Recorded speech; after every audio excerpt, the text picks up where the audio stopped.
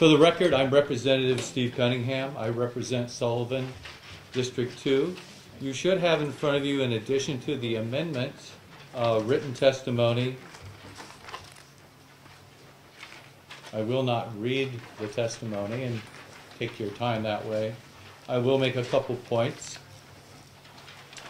One is, if you have looked at the original of this RSA,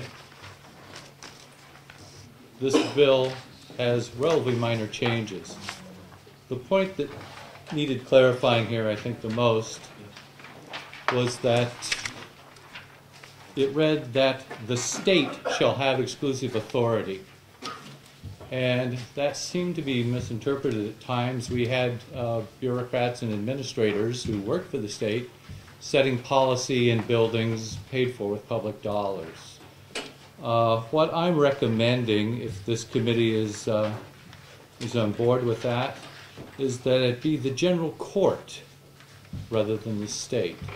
In addition to defining precisely what part of the state, this also assures that any changes in policy in buildings shall be done in full view of the public with public input.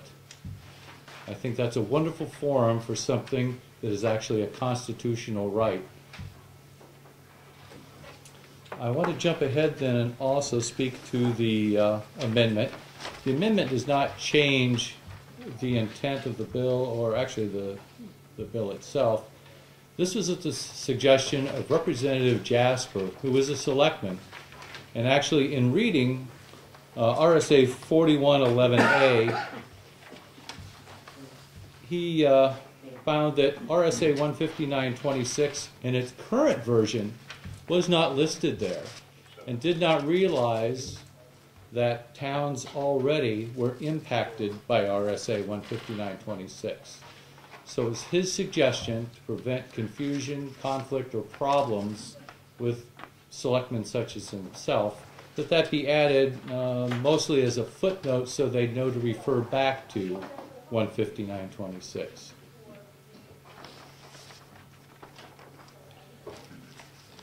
I also have with me today, just for reference, one of the more recent updates of RSA 159.26 in Senate Journal 5, June 2003, on page 1887.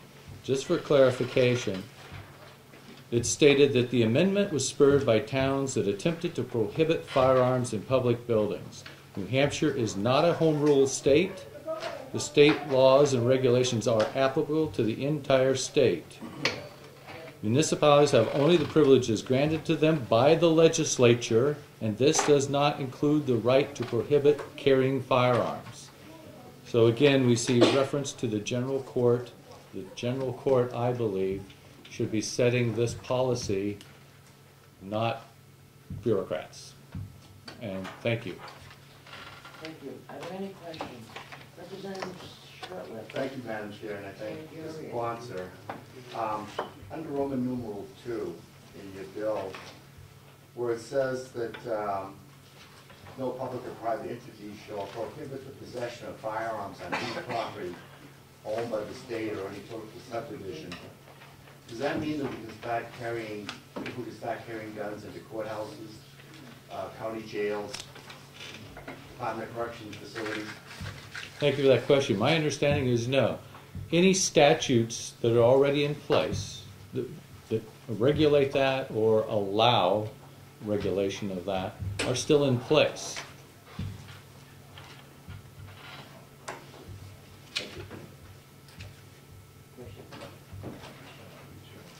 Okay. Are there any questions?